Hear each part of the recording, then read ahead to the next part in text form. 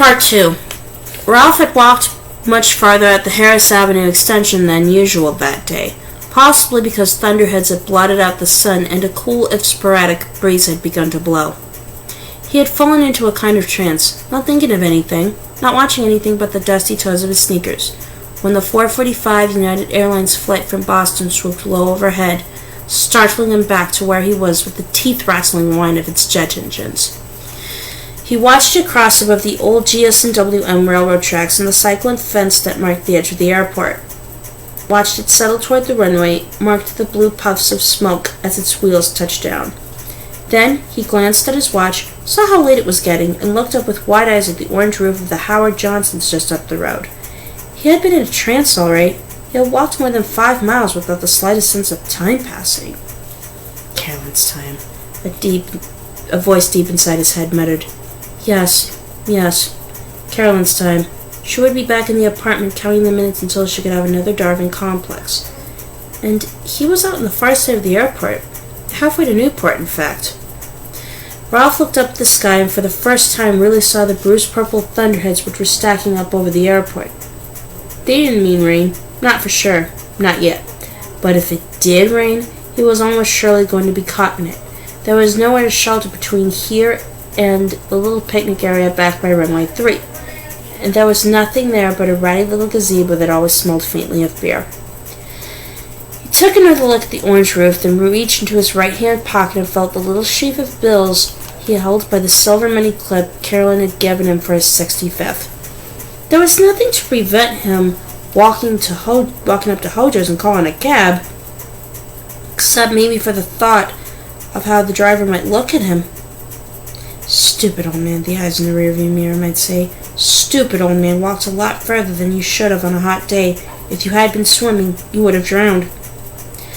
Paranoid, Ralph, the voice in his head told him, and now its clucky, slightly patronizing tone reminded him of Bill McGovern. Well, maybe it was, and maybe it wasn't. Either way, he thought he would chance the rain and walk back. What if it doesn't just rain? Last summer it hailed so hard that one time in August it broke windows all over the west side. Let it hail then, he said. I don't bruise that easy. Ralph began to walk slowly back toward the town along the shoulder of the extension, his old high tops raising small parched puffs of dust as he went. He could hear the first rumbles of thunder in the west, where the clouds were stacking up. The sun, although blotted out, was refusing to quit without a fight. It edged the thunderheads with bands of brilliant gold and shone through occasional rifts in the clouds like the fragmented beam of some huge movie projector. Ralph found himself feeling glad he had decided to walk, in spite of the ache in his legs and the steadily nagging pain in the small of his back. One thing at least, he said. He thought, I'll sleep tonight. I'll sleep like a damn rock. The verge of the airport, acres of dead brown grass with the rusty railroad tracks sunk in them like the remains of some old wreck, was now on his left. Far in the distance beyond the cyclone fence, he could see the United 747, now the size of a child's toy plane, taxiing toward the small terminal which United and Delta shared. Ralph's gaze was caught by another vehicle, this one a car, leaving the General Aviation Terminal, which stood at this end of the airport. It was heading across the tarmac toward the small service entrance which gave on the Harris Avenue extension. Ralph had watched lots of vehicles come and go through that entrance just lately. It was only 7 years or so from the picnic area where the Harris Avenue old carts gathered. As the car approached the gate, Ralph recognized it as Ed and Helen Dietmar's Datsun, and it was really moving. Ralph stopped on the shoulder, unaware that his hands had curled into anxious fists as the small brown car bore down on the closed gate. He needed a key card to open the gate from the outside. From the inside, an electric I-beam did the job, but the beam was set close to the gate, very close, and at the speed the Datsun was going. At the last moment, or so it seemed to Ralph, the small brown car scrunched to a stop, the tires sending up puffs of blue smoke that made Ralph think of the 747 touching down, and the gates began to trundle slowly open on its track. Ralph's fisted hands relaxed. An arm emerged from the driver's side window of the Datsun and began to wave up and down, apparently haranguing the gate, urging it to hurry up. There was something so absurd about this that Ralph began to smile. The smile died before it had exposed even a gleam of teeth, however. The wind was still freshening from the west, where the thunderheads were, and it carried the screaming voice of the Datsun's driver. "You son of a bitch fucker! You bastard! Eat my cock! Hurry up! Hurry up and lick shit, you fucking asshole cunt lapper! Fucking booger rat dick ring meat! Suckhole!" "That can't be it, deep now," Ralph murmured. He began to walk again without realizing it. Can't be. Ed was a research chemist at the Hawking Laboratories research facility in Fresh Harbor, one of the kindest, most civil young men Ralph had ever met. Both he and Carolyn were very fond of Ed's wife Helen, and their new baby Natalie as well. A visit from Natalie was one of the few things with the power to lift Carolyn out of her own life these days, and sensing this, Helen brought her over frequently. Ed never complained. There were men he knew who wouldn't have cared to have the missus running to the old folks down the street every time the baby did some new and entrancing thing, especially when the grandma figure in the picture was out. Ralph had an idea that Ed wouldn't be able to tell someone to go to hell without suffering a sleepless night in consequence, but "You fucking whoremaster! Live your sour shit-caked ass, you hear me? Buttfucker! Cunt rimmer!" But it sure sounded like Ed. Even from 200 or 300 yards away, it certainly sounded like him. Now the driver of the Datsun was revving his engine like a kid in a muscle car waiting for the light to turn green. Clouds of exhaust smoke farted up from the tailpipe. As soon as the gate had retracted enough to allow the Datsun passage, the car leapt forward, squirting through the gap with its engine roaring, and when it did, Ralph got a clear look at the driver. It was close enough now for there to be no doubt. It was Ed, all right. The Datsun bounced along the short, unpaved stretch of lane between the gate and the Harris Avenue extension. A horn blared suddenly, and Ralph saw a blue Ford Ranger heading west in the extension, swerve to avoid the oncoming Datsun. The driver of the pickup saw the danger too late, and Ed apparently never saw it at all. It was only later that Ralph came to consider Ed might have rammed the Ranger on purpose. There was a brief scream of tires, followed by the hollow bang of the Datsun's fender driving into the Ford's sidewall. The Datsun's hood crumpled, came unlatched, and popped up a little. Headlight glass tinkled into the street. A moment later, both vehicles were dead in the middle of the road, tangled together like some weird sculpture. Ralph stood where he was for the time being, watching as oil spread beneath the Datsun's front end. He had seen several road accidents in his almost 7 years, most of them minor, one or two serious, and he was always stunned by how quickly they happened and how little drama there was. It wasn't like in the movies, where the camera could slow things down, or on a videotape or DVD or on demand, where you could watch the car go off the cliff again and again if you so chose. There was usually just a series of converging blurs, followed by that quick and toneless combination of sounds, the cry of the tires, the hollow bang of metal crimping metal, the tinkle of glass, and voila, tube cleaning. There was even a kind of protocol for this sort of thing, how one should behave when involved in a low-speed collision. Of course there was, Ralph mused. There were probably a dozen too big collisions in Derry every day, and maybe twice that number in this wintertime, when there was snow and the roads got slippery. You got out, you met your opposite number at the point where the two vehicles had come together, and where quite often they were still entwined. You looked, you shook your heads. Sometimes, often actually, this phase of the encounter was marked with angry words. Fault was assigned, often rashly, driving skills impugned, legal action threatened. Ralph supposed what the drivers were really trying to say without coming right out and saying it was, "Listen, fool, you scared the living hell out of me." The final step in this unhappy little dance was the exchange of the sacred insurance screeds. And it was at this point that the drivers usually began to get control of their galloping emotions, always assuming that no one had been hurt, as appeared to be the case here. Sometimes the drivers involved even finished up by shaking hands. Ralph prepared to watch all this from his vantage point, less than 150 yards away. But as soon as the driver's door of the Datsun opened, he understood that things were going to go differently here, that the accident was maybe not over but still happening. It certainly didn't seem that anyone was going to shake at the end of these festivities. The door did not swing open, it flew open. Ed Deepno leapt out, then stood simply stock still beside his car, his slim shoulders squared against a background of deepening clouds. He was wearing faded jeans and a t-shirt, and Ralph realized that before today he had never seen Ed in a shirt that didn't button up the front. And there was something around his neck. A long, white something. A scarf. It looked like a scarf, but why would anyone be wearing a scarf on a day as hot as this one had been? Ed stood beside his wounded car for a moment, seeming to look in every direction but the right one.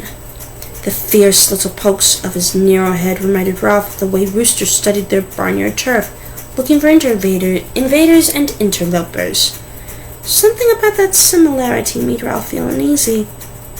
He never saw Ed look that way before, and he supposed that was part of it, but not all of it. The truth of the matter was simply this. He had never seen anyone look exactly like that. Thunder rumbled in the west, getting louder now, and closer. The man getting out of the Ranger would have made 2 of Ed Deepno, possibly 3. His vast, deep belly hung over the rolled waistband of his green chino work pants. There were sweat stains the size of dinner plates under the arms of his open-throated white shirt. He tipped back the bill of the West Side Gardener's gimme cap he was wearing to get a better look at the man who had broadsided him. His heavy-jowled face was dead pale except for bright patches of color like rouge high on his cheekbones, and Ralph thought, "There's a man who's a prime candidate for a heart attack. If I was closer, then I'd better be able to see the creases in his earlobes." "Hey!" the heavy-set guy yelled at Ed. The voice coming out of that broad-chested, deep gut was absurdly thin, almost reedy. "Where'd you get your license? Back in Santa Roebuck!" Ed's wandering, jabbing head swung immediately towards the sound of the big man's voice, almost seemed to home in like a jet guided by radar, and Ralph got his first good look at Ed's eyes. He felt a bolt of alarm light up in his chest and suddenly began to run toward the accident. Ed, meanwhile, had started toward the man in the gimme cap. Toward the man with no sweat-soaked white shirt and gimme cap. He was walking in a stiff-legged, high-shouldered strut that was nothing at all like his usual easygoing amble. "Ed!" Ralph shouted, but the freshening breeze, cold now with the promise of rain, seemed to snatch the words away before they could even get out of his mouth. Certainly, Ed never turned. Ralph made himself run faster, the ache in his legs and the throbbing in the small of his back all forgotten. It was murder he had seen in Ed Deepno's wide and blinking eyes. He had absolutely no previous experience upon which to base such an assessment, but he didn't think you could mistake such a naked glare. It was the look fighting cocks must wear when they launched themselves up at each other, spurs up and slashing. "Ed! Hey, Ed, hold up! It's Ralph!" Not so much as a glance around, although Ralph was now so close that Ed must have heard, wind or no wind. Certainly, the heavy-set man glanced around, and Ralph could see both fear and uncertainty in his look. Then Heavyset turned back to Ed and raised his hands placatingly. "Look," he said, "we can talk." That was as far as he got. Ed took another quick step forward, reached up with one slim hand. It was very white in the rapidly darkening day, and slapped Heavyset across his far from inconsiderable jowls. The sound was like the report of a kid's air rifle. "How many have you killed?" Ed asked. Heavyset pressed back against the side of his pickup, his mouth open, his eyes wide. Ed's queer silver shout never faltered. He walked to the other man and stood belly to belly with him, seemingly oblivious of the fact that the pickup's driver was 4 inches taller and outweighed him by 100 pounds or more. He reached up and slapped him again. "Come on! Fess up, brave boy! How many have you killed?" His voice rose to a shriek that was lost in the coming storm's first really authoritative clap of thunder. Heavyset pushed him away, a gesture not of aggression, but of simple fright. Ned went reeling back against the crumpled nose of his Dachshund. He bounced back at once, finched, clumped, gathering himself to leap at Heavyset, who was cringing against the side of his truck with his gimme cap now askew, and his shirt untucked in the back and at the sides. A memory flashed across Ralph's mind, a Three Stooges short he'd seen years ago, Larry, Curly, and Moe playing painters without a clue, and he felt a sudden surge of sympathy for Heavyset. It looked absurd, as well as scared to death. Ed Deepno didn't look absurd, with his yanked-back lips and wide, unblinking eyes. Ed looked more like a fighting cock than ever. "I know what you've been doing," he whispered to Heavyset. "What kind of comedy did you think this was? Did you think you and your butcher friends could get away with it for..." At that moment, Ralph arrived, puffing and gasping like an old cart horse, and put an arm around Ed's shoulders. The heat beneath the thin T-shirt was unnerving. It was like putting an arm around an oven, and when Ed turned to look at him, Ralph had the momentary, but unforgettable impression that that was exactly what he was looking into. He had never seen such utter, unreasoning fury in a pair of human eyes. He had never even suspected such fury might even exist. Ralph's immediate impulse was to recoil, but he suppressed it and stood firm. He had an idea that if he pulled back, Ed would fall on him like a rogue dog, biting and clawing. It was absurd, of course. Ed was a research chemist. Ed was a member of the Book of the Month Club, the kind who took the 20-pound histories of the Crimean War they always seemed to offer as alternates to the main selection. Ed was Helen's husband and Natalie's dad. How? Ed was a friend. Except this wasn't Ed, and Ralph knew it. Instead of pulling back, Ralph leaned forward, grasped Ed's shoulders. So hot under the T-shirt, so incredibly, throbbingly hot, and moved his gaze until it blocked Heavyset from Ed's creepy fixed gaze. "Ed, quit it," Ralph said. He used the loud but steadily firm voice he assumed one used with people who were having hysterics. "All right, just quit it." For a moment, Ed's fixed gaze didn't waver, but then his eyes moved over Ralph's face. It really wasn't much, but Ralph felt a small surge of relief just the same. "What's the matter with him?" Heavyset asked from behind Ralph. "You crazy, you think?" "He's fine, I'm sure," Ralph said, although he was sure of no such thing. He spoke out of the corner of his mouth. He didn't take his eyes from Ed. He didn't dare take his eyes from Ed. That contact felt like the only hold he had over the man, and attending was sped at best.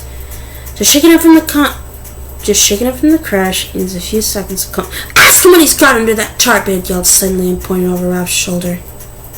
Lightning flashed, and for a moment the pitted scars of Ed's adolescent acne were thrown into sharp relief like some strange organic treasure map. Thunder rolled.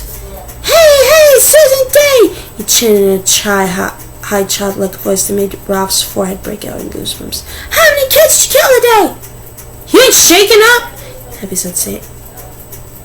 "He crazy. When the cops get here, I'm going to see he gets taken in."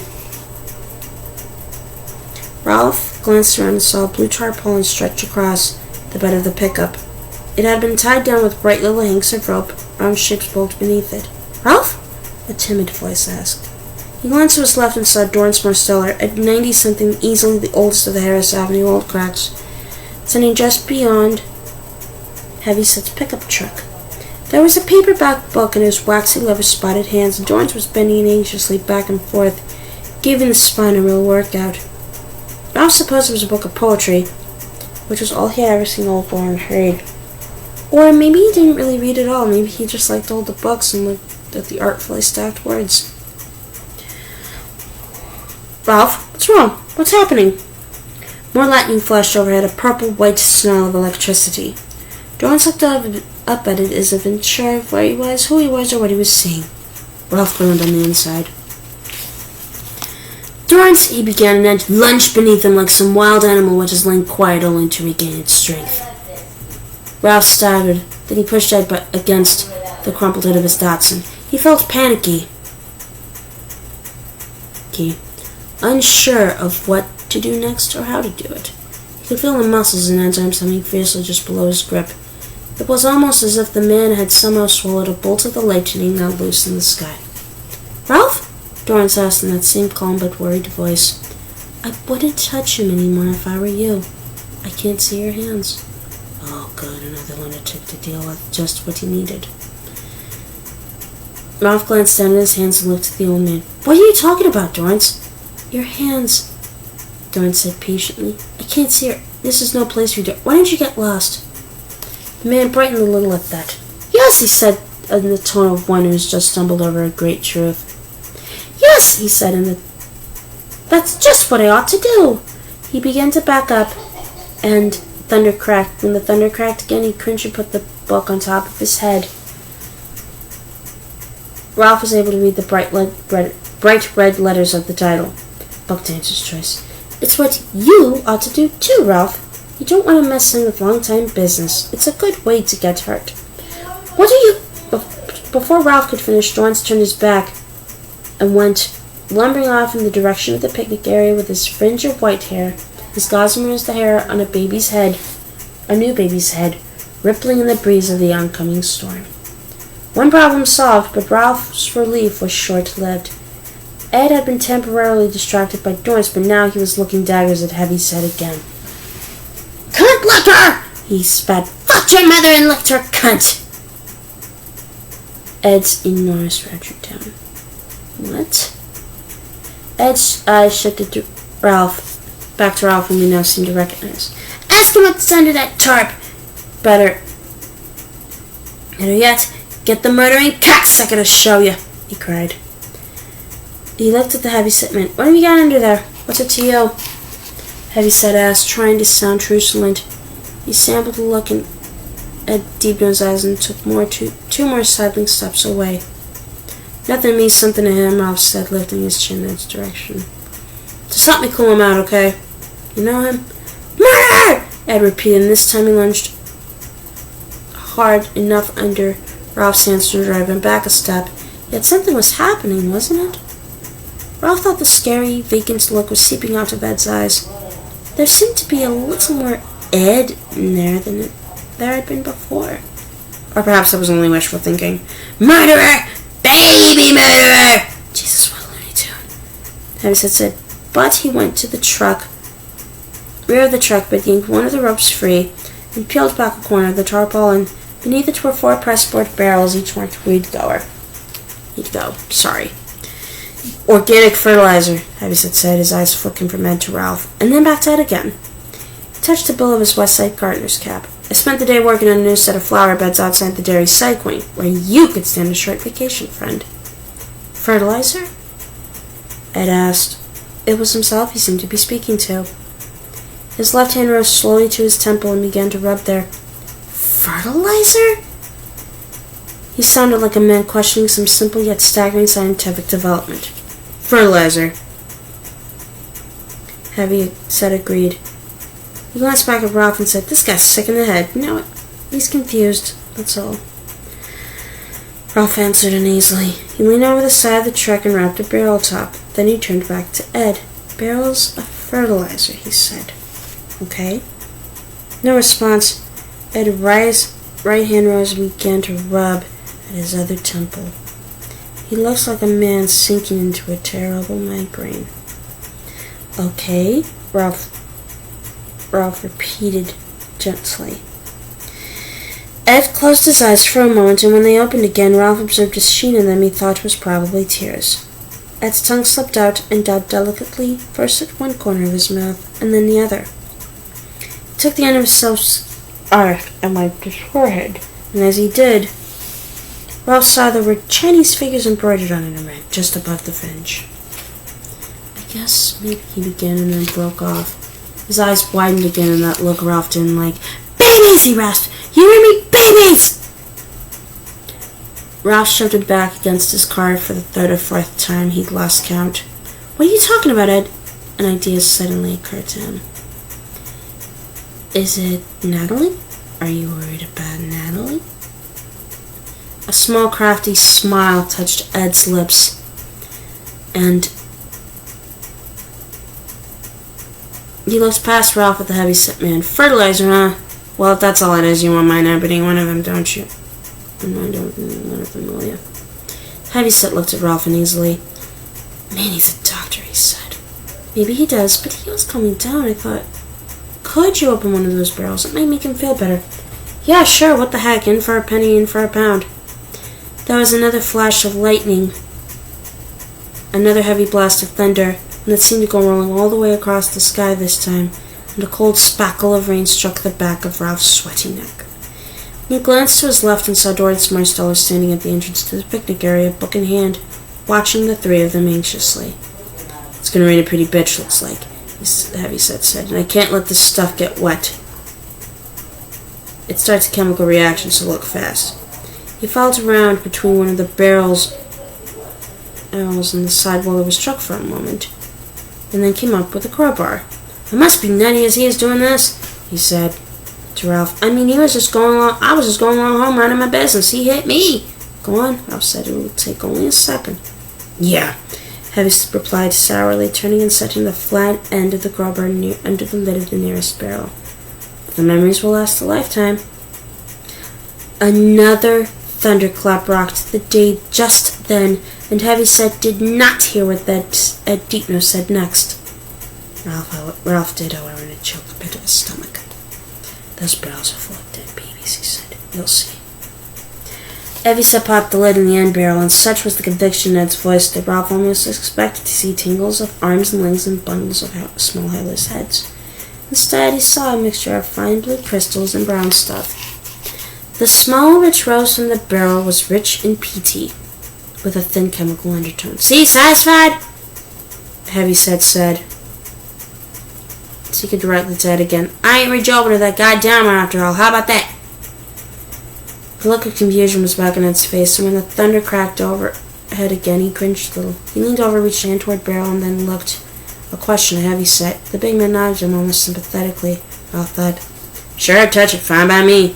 But if it rains while you're holding a fistful, you'll dance like John Travolta. It burns." Ed reached into the barrel, grabbed some of the mixed light, ran through his fingers. He shot a perplexed look. There was an element of embarrassment in that look as well, Ralph thought, and then sank his arm into the barrel all the way to the elbow. "Hey!" Heavyset cried, startled. "This ain't a box of Cracker Jack!" For a moment, the crafty grin resurfaced on Ed's face, a look that said, "I know a trick or two of that," and then it subsided into puzzlement again as he found nothing farther down but more fertilizer. When he drew his arm out of the barrel, it was dusty and aromatic with the mix. Another flash of lightning exploded above the airport. The thunder which followed was often almost deafening. "Get that off your skin before it rains, I'm warning you," Heavyset said. He reached through the Ranger's open passenger window and produced a McDonald's takeout sack. He rummaged in it, came out with a bunch of napkins, and handed them to Ed. He began to wipe fertilizer dust from his forearm like a man in a dream. While he did this, Heavyset replaced the lid on the barrel, tamping it into place with one large freckled fist, and taking quick glances up at the darkening sky. When Ed touched the shoulder of his white shirt, the man stiffened and pulled away, looking at Ed warily. "I think I owe an apology," Ed said, and to Ralph his voice sounded completely clear and sane for the first time. "You damn tootin'," Heavyset said, but he sounded relieved. He stretched the plastic-coated tarpaulin back into place and tied it in a series of quick, efficient gestures. Watching him, Ralph was struck by what a slight time was. Once he could have tied that same sheet bend with that same dexterous ease. Today he could still tie it, but it would take him at least 2 minutes and maybe 3 of his best curse words. Heavyset patted the tarp and then turned to them, folding his arms across the substantial expanse of his chest. "Did you see the accident?" he asked Ralph. "No," Ralph said at once. But he had no idea why he was lying, but the decision to do it was instantaneous. "I was left in the plane land, the United." To his complete surprise, the flushed patches on Heavyset's cheeks began to spread. "You were watching it too!" Ralph thought suddenly. "And not just watching it land either, or you wouldn't be blushing like that. You were watching it taxi." This thought was followed by a complete revelation. Heavyset thought the accident had been his fault, or the cops who showed up to investigate might read it that way. He had been watching the plane and hadn't seen Ed's reckless charge at the service gate and out to the extension. "Look, I'm really sorry," Ed was saying earnestly. But he actually looked more than sorry. He looked dismayed. Ralph suddenly found himself wondering how much he trusted that expression, and if he really had even the slightest idea of, Hey, Susan Day!" what had just happened here. And who the hell was Susan Day anyway? I bumped my head on the steering wheel. I was saying, it rattled my cage pretty good. "Yeah, I guess it did," Heavyset said. He scratched his head, looked up at the dark and convoluted sky, then looked back at Ed again. "Want to make you a deal, friend." What deal is that?" "Let's just exchange names and phone numbers instead of going through all that insurance shit. You go your way and I go mine."